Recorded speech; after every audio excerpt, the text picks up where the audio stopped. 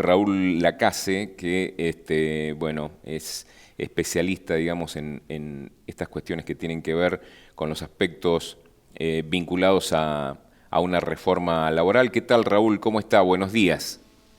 ¿Qué tal? ¿Cómo estás, Ariel? Muy bien. Bueno, recientemente creo que fue el secretario de Trabajo, Julio Cordero, que bueno, hizo referencia a este proyecto en el que está trabajando el gobierno nacional para que después de las elecciones el gobierno avance, digamos, en los aspectos de esta reforma laboral de la que se viene hablando ya desde hace tiempo y que, bueno, es un proyecto bastante controvertido que obviamente,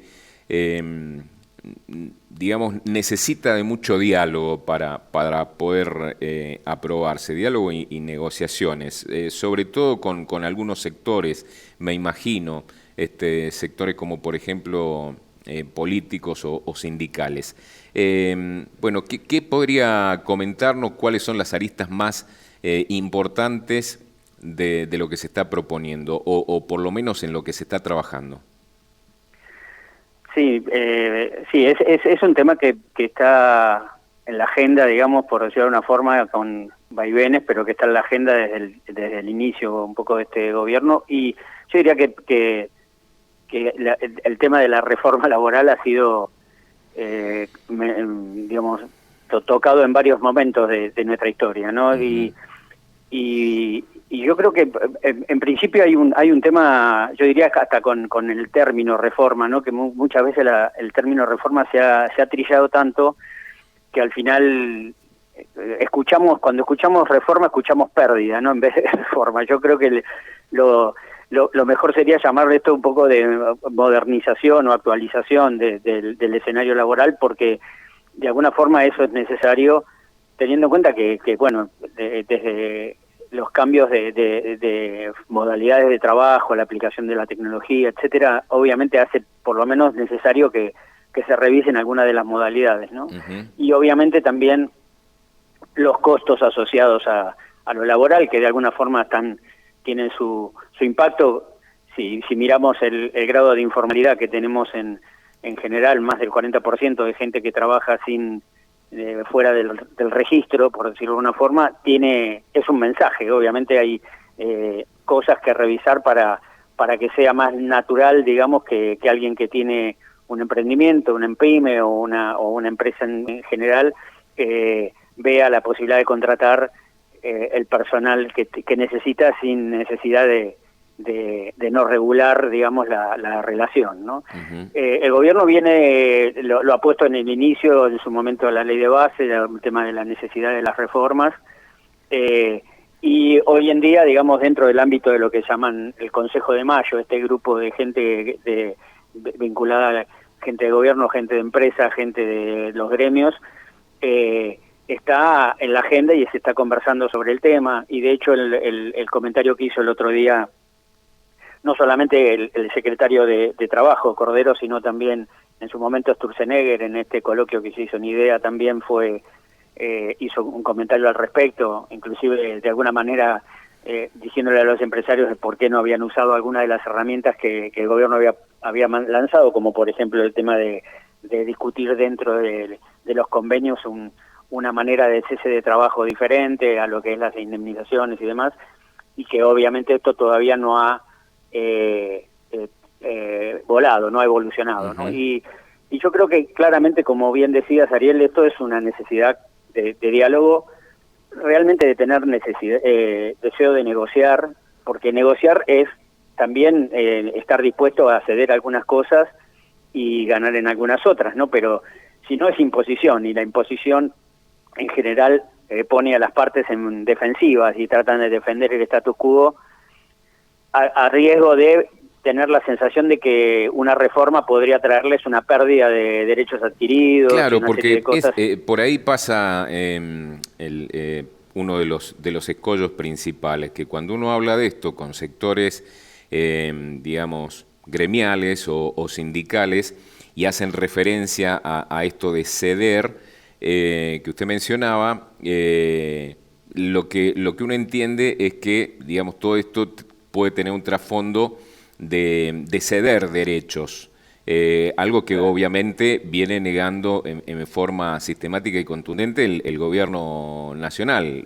Asegura que aquí nada tiene que ver con quitar o ceder derechos por parte de los trabajadores, pero cuando uno habla con los sectores gremiales es lo primero que, digamos, observan. Sí, sí, justamente por eso yo decía lo de que tiene mala prensa el tema de la reforma laboral, justamente porque me parece que trae como la reminiscencia de pérdidas, digamos. Yo creo que en el fondo hay una necesidad, por lo menos inclusive hasta de mirarlo, yo diría no coyunturalmente, sino mirarlo más a mediano o largo plazo, ¿no? Decir, bueno, ok, habrá cosas que para gente que tiene determinado trayectoria trabajando y demás, habrá algunas cosas que por ahí coyunturalmente habrá que mantener, pero pensar en un poco para adelante, salirnos del día a día, del presente, digamos, ir un poco más para adelante y decir, bueno, pero las nuevas incorporaciones al mundo laboral, etcétera, sobre todo la gente más joven, etcétera, sería necesario quizás revisitar el escenario con las cuales se regula. Uh-huh. Y entonces tratar de limpiar de alguna manera el tema de decir, bueno,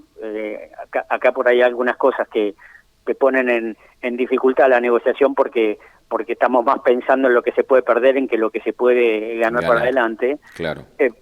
Pero yo creo que es importante decir, bueno, pues quizás dentro de la misma marco de negociación habrá cosas que dirá uno, bueno, quizás estas cosas hay que ponerlas vigentes a partir de determinado tiempo, pero pensemos hoy en lo que está pasando. Si tenemos un 40% de gente que trabaja no formalmente, y en general los gremios cada vez representan, por decirlo de alguna manera, menos gente, porque las grandes corporaciones, digamos, de alguna forma no son las grandes empleadoras de hoy. Las grandes empleadoras de hoy, las que realmente están moviendo el mercado en lo laboral, son las pymes. Y las pymes son las que, justamente a este nivel de costos, yo siempre pongo el mismo ejemplo. Pongamos que una persona, uno decide que gane 100 pesos brutos. Esa persona se lleva 80, vamos a poner, estoy hablando de grandes números, se pone 80 pesos en el bolsillo y en realidad un empleador paga casi 150 o 160. Claro. Entonces, claro. Claramente para una pequeña empresa, digamos, a una mediana empresa incrementar su dotación tiene un riesgo. Ni hablemos también del riesgo que sabemos que tiene lo que llamamos el famoso riesgo judiciales, ¿no? Con los conflictos. Sí, exactamente. Raúl, quiero preguntarle, a ver, desde su perspectiva, digamos, desde su análisis, ¿cuáles son los principales puntos o factores en los que se debería avanzar, digamos, para ir mejorando todo este planteo que tenemos en materia laboral? Sí, yo obviamente ahí puede haber muchos aspectos. Yo primero me concentraría un poco en el tema realmente de los costos laborales, ¿no?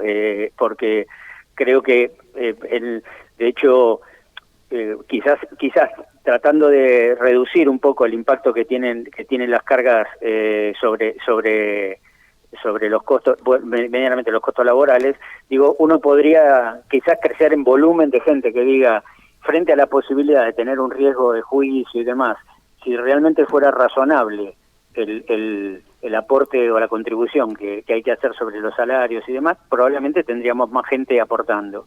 Que entre paréntesis es un tema importante a nivel previsional. De hecho, el sistema previsional está quebrado. Sin duda, lógico. Y claramente, digamos, si tenemos gente que cada vez que se incorpora al trabajo, digamos, lo hacemos en forma informal y además cada vez son menos los activos sobre los pasivos, es imposible, digamos, que podamos de alguna manera sostener el sistema de esta manera, ¿no? O lo sostenemos con una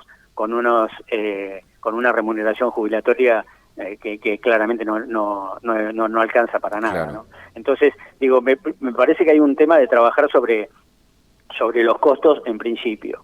Y después hay que trabajar más y no pensando en convenios nacionales, por decirlo de una forma, donde por ahí son distintas las realidades, las distintas zonas regionales del país, y a veces ponemos convenios nacionales que negocian los grandes gremios, digamos, y dos o tres empresas grandes, digamos, que tienen el peso relativo sobre una determinada industria, y después queremos aplicar esas condiciones a toda la industria en todo el país. Y yo creo que hay que pensar en que las empresas, en particular una pequeña empresa, una mediana empresa tiene una realidad además distinta si está en una zona, en una provincia que en otra.